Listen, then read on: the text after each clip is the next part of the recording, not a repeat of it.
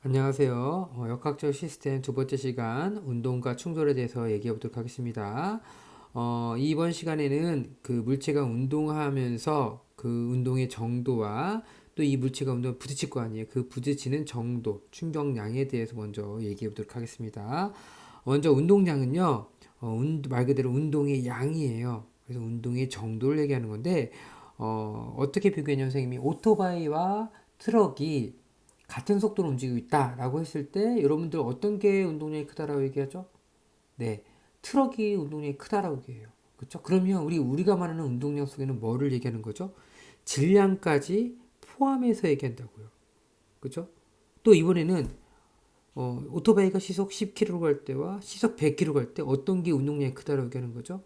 네, 속도까지도 따져본다. 그래서 우리가 일상생활에서 말하는 운동량에는 질량과 속도까지 포함한 게 운동량이다. 라는 것을 정의를 통해서 여기서 얘기하고 있습니다. 그러면 이거를 이제 뭘로 바꾼다? 기호로 바꿔야 되겠죠. 운동량의 기호는 뭘로 바꾼다고요? P라고 하고요. 질량은 M, 속도는 V. 그래서 운동량은 어떻게? P는 MV. 어떤 친구가 MVP라고 저한테 알려줬는데 그렇게 오셔도 되겠죠. MVP. 그래서 이 운동량 P는 질량 곱하기 속도이다. 그래서 요거 나온 거죠. 만약에 이 상태의 속도가 일정하다면, 그쵸? 질량이 크면 운동량이 크겠죠. 그쵸? 또는 이 질량이 일정하다면 속도가 크면은 운동량이 커지겠죠. 그쵸? 요 얘기가 나와 있는 거죠. 그래서 얘기하는데, 그래서 어떻게 얘기했냐면, 볼링공도 같이 한번 얘기했어. 그래서 볼링을 치는데, 그쵸? 어떨수록 핀을 많이 쓰러뜨린다고요? 질량이 큰 공일수록 볼링핀이 많이 쓰러진다고요. 그래서 볼링 치도 어떡 하는지 선생님이 되게 15파운드짜리 들어야지만 남자는 잘 치고 여자들도 똑같이 최대한 들 수 있는 최대한 무게 한 13파운드 정도 들어야지 파괴력이 세진다고. 그쵸? 또 어떻게 해야 돼요? 같은 공이라도 빠르게 던질수록 더 많이 쓰러뜨릴 수 있겠죠. 그쵸? 그거 얘기까지 같이 얘기했던 거 이거는 연결돼 있겠네요. 그리고 마지막으로 이 운동량은 잘 봤더니 질량은 뭐 방향이 없죠. 무슨 방향이 일정한다고? 속도의 방향과 일정하다. 속도의 방향과 일정하다. 라는 것까지 알아두시면 좋을 것 같아요. 자, 이번에는 이 운동량 말고 충격량, 충격을 받는 정도에 대해서 얘기할게요. 그렇죠? 그래서 임팩트, I라고 했죠, 선생님이. 충격량은 어떨수록 세다겠죠? 힘이 셀수록. 살짝 힘을 가할 때랑 세게 힘을 가할 때 어떻게 충격이 돼서 클 것 같아요? 당연히. 힘이 셀수록 크겠죠. 그리고 이 힘을 어떨수록 더 오랫동안 가할수록 충격량이 더 세지겠죠. 그렇죠? 그래서 이 충격량 I는 힘하고 시간과 관계 있다. 그래서 FT 아일랜드. 그래서 얘기했죠. 이 충격량 I는 힘과 시간과의 곱이다. FT 아일랜드다. 라고 얘기했었죠. 부가적으로 또 요거 시험 잘 나온 게 뭐냐면 요 FT 그래프가 시험 문제 아주 잘 나와요. 그래서 시간에 따른 힘의 변화에 대해서 얘기하는 거죠. 그래서 FT 이렇게 나오는데 선생님이 그래프가 나오면 두 가지를 알아보라고 했어요. 뭐냐면 기울기와 넓이, 면적이라고 그랬죠, 선생님이. 여기서는 기울기는 의미가 없고요. 넓이만 따져보시면 돼요. 면적만 따져보는데 면적은 가로 곱하기 세로죠? 가로가 D, 세로가 FT인데 FT잖아. FT 아일랜드. 뭘 의미한다고? 충격량을 의미한다고. 그래서 이 충격량 문제가 나오면 이 그래프 문제도 같이 나오는 경우가 많이 있어요. 그래서 FT 그래프가 나오면 뭐라고? 면적만 정확히 알아보시면 돼요. 면적이 뭘 의미한다고? 충격량을 의미한다. 자, 그러면 이 운동량에 대해서 배웠고 충격량에 대해서 배웠으면 이 둘의 관계에 대해서 당연히 나오겠죠?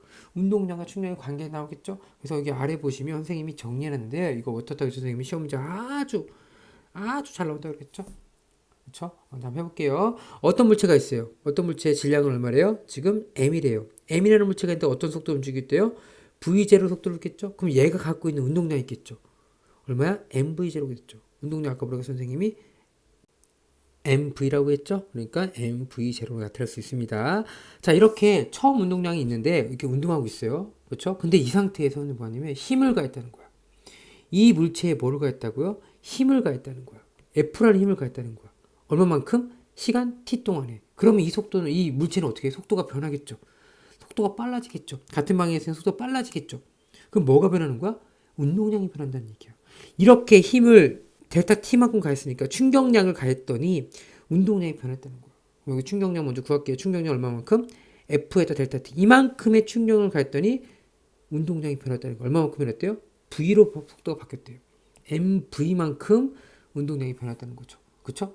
이게 나중 운동량이 MV가 되는 거죠. 그러면 처음 MV0에서 FT만큼 힘을 가했더니 충격량을 가했더니 MV만큼 운동량이 변했다는 거죠.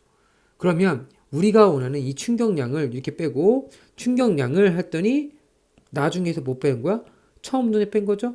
그럼 이게 뭐야? 운동량의 변화량이죠? 그렇죠? 이 충격량은 뭐라고요? 운동량의 변화량으로 얘기할 수 있다고요. 충격량 F 델타 T는 MV에서 MV0를 뺀 값이 된다고요. 즉 M 델타 V만큼이 바로 운동량의 변화량이 되는 거죠. 그래서 우리 여기 나온 것처럼 충격량은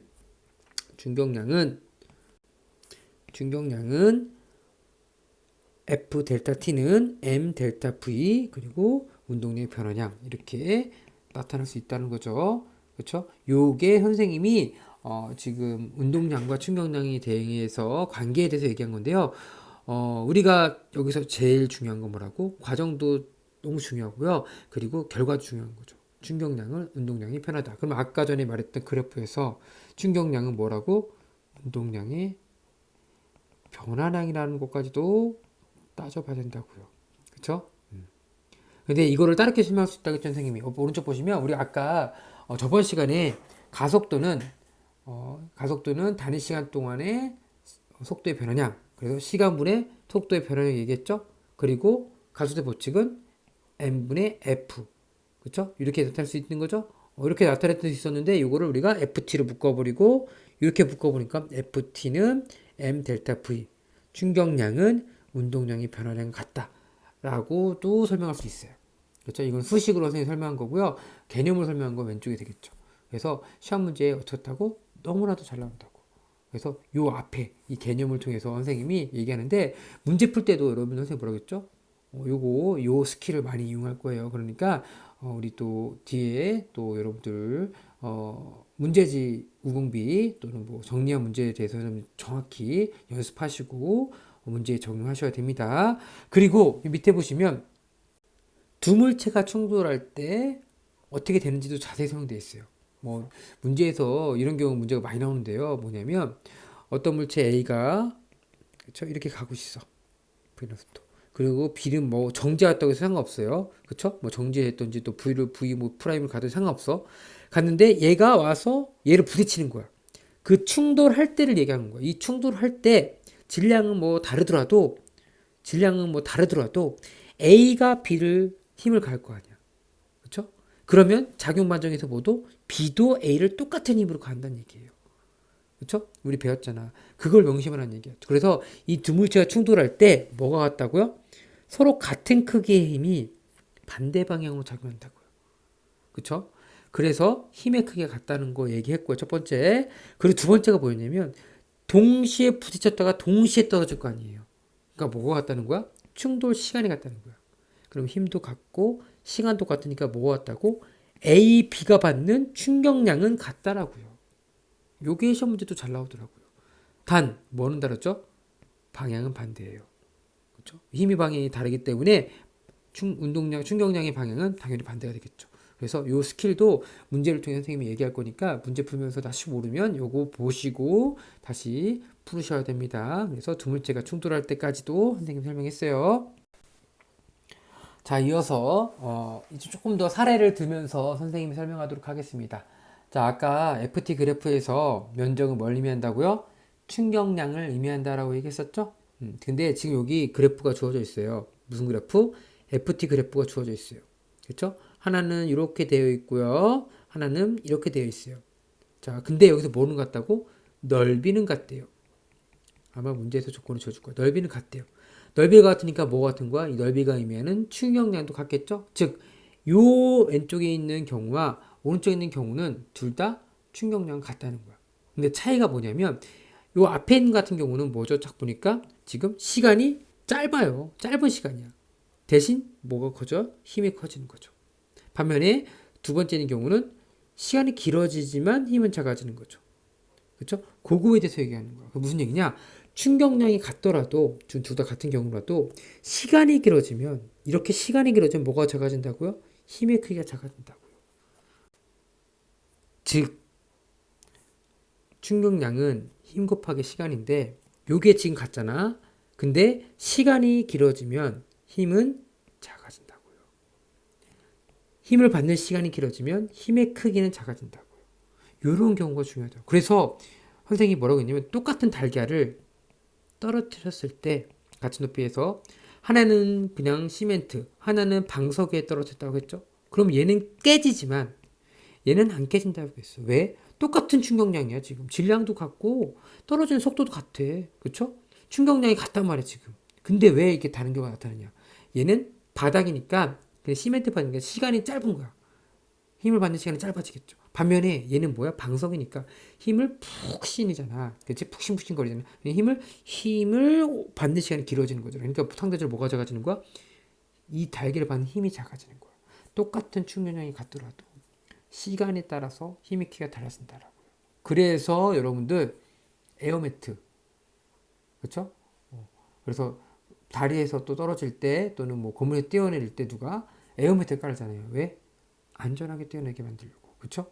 그래서 소방서에서 불이 났을 때 뭐부터 깔아요?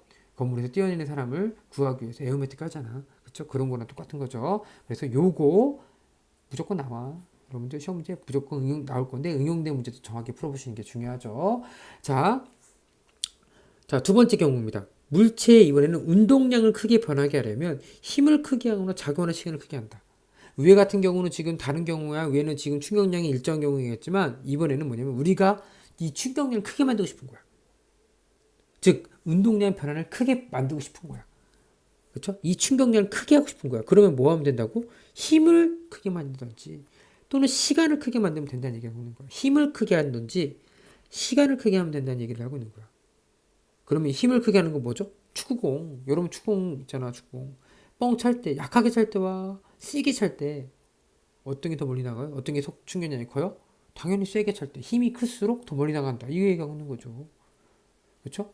그리고 선생님 또 뭐 했냐면 우리 소총하고 권총 얘기했어요. 권총으로 총을 쏠 때와 소총으로 총을 쏠 때 어떤 게 더 위력이 세다고요? 소총이 더 세더라고. 왜? 똑같은 총알이지만 얘가 힘을 받는 시간이 훨씬 길어지잖아. 이렇게 총구가 기니까 힘을 받는 시간이 더 길어지니까 뭐 한다고? 더 빠른 속도로 나갈 수 있더라고요. 그래서 이 충격량, 즉 운동량을 크게 만들려면 힘을 크게 만들든지 시간을 크게 만들면 된다고요. 이거에 대해서 얘도 여러분들 정확히 알아두시고 공부를 해야 된다라고 얘기했습니다. 자, 그러면 마지막으로 그렇다면 요 지금 운동량과 충격량을 배우면서 우리가 안전하게 일상생활을 하려면 이걸 이용해야 되겠죠. 무슨 얘기냐? 자동차를 탈 때 안전벨트를 왜 매는 거죠? 내가 앞으로 튀어나오는 관성을 막기 위해서는 거죠. 그렇죠? 그래서 안전벨트를 매요. 그렇죠? 그거는 그 관성 때문에 그런 거고. 그리고 에어백은 뭐예요? 내가 앞으로 쏟아지면서 이 핸들에 부딪힐 수 있잖아요. 그때 우리가 뭐야? 이 충돌 시간이 짧으니까 되게 많은 힘을 받을 거란 말이야. 그러니까 에어백을 만들어서 이 충돌하는 시간 늘려서 내 몸이 받는 힘을 줄여주는 거예요. 그렇죠? 그런 식으로 우리가 안전하게 하는 거죠. 그래서 여기 보시는 게 여러 가지가 있어요. 보호대, 그렇죠? 야구할 때 보호대 차잖아. 야구는 그냥 만든 생각해봐. 무진장 아프겠죠? 근데 보호대 차면 덜 아프죠? 왜? 이 안에 있는 스티로폼이라든지 그 플라스틱이 뭐 하는 거야? 시간을 늘려주는 거야. 그래서 내가 받는 힘을 줄여주는 거죠. 안전모도 마찬가지죠. 자동차 범퍼도 마찬가지고 에어백도 마찬가지고 놀이패드도 마찬가지야. 이건 이제 선생님이 지금 전부 다 뭐 하는 거야? 시간을 길게 하여 충격력을 줄여주는 예를 얘기하고 있어요. 그래서 조금 더 여러분들 그 정리해서 관성을 그쵸? 이기는 관성에 의해서 몸이 쏠리는 걸 방지하는 피해를 주는 경우도 있고요. 그리고 이렇게 충돌 상황에서 그쵸? 조금 힘을 줄여줘 가지고 우리가 뭐 한다? 안전하게 하는 경우 이 충격량에 대해서도 두 가지에 대해서 여러분들 정확히 알아두시고 이런 예도 좀 알아두시면 문제 푸는데 크게 문제될 것 같지는 않고요. 자, 그러면 선생님이 정리를 할게요. 아까 전에 우리 그 전번 시간에 중력의 물체 운동 얘기했고, 두 번째 운동량과 충격량 얘기했어요. 요 두 가지가 여러분들 시험 문제에 나오면 여러분들이 많이 어려워해요. 개념은 크게 어렵지 않은데 요거를 이제 문제를 많이 풀어보셔야 되는데, 문제에 대해 선생님이 또 정리해서 풀 테니까요. 꼭 문제 많이 풀어보시고, 모르면 다시 풀어보고 질문도 하시고 그런 식으로 하시는 게 중요합니다. 이렇게 해서 역학적 시스템을 마무리하도록 하겠습니다.